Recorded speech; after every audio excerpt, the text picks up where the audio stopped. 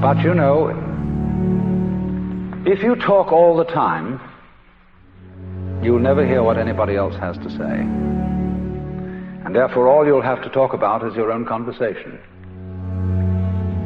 The same is true for people who think all the time. That means, when I use the word think, talking to yourself.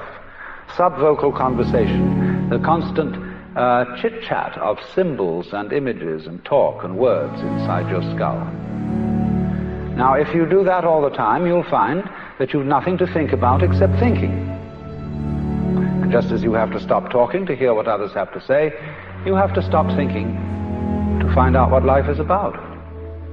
And the moment you stop thinking, you become into immediate contact with what Korzybski called, so delightfully, the unspeakable world.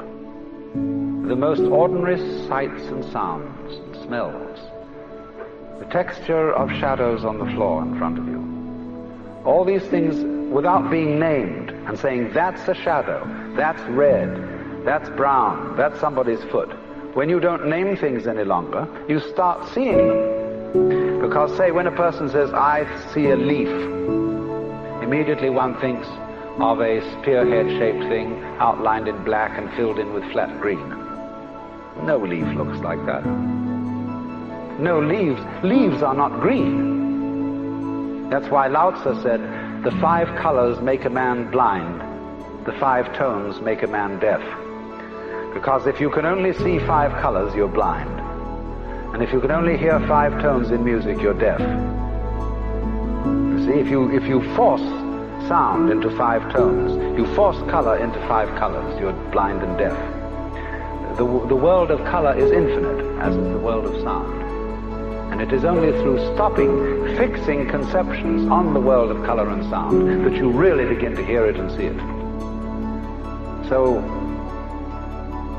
let me say again, I'm not talking about the ordering of ordinary everyday life in a reasonable and methodical way as being school teacherish and saying, nice, if you were nice people, that's what you would do.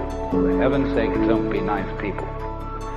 But the thing is that unless you do have that basic framework of a certain kind of order and a certain kind of discipline, the force of liberation will blow the world to pieces. It's too strong a current for the wire.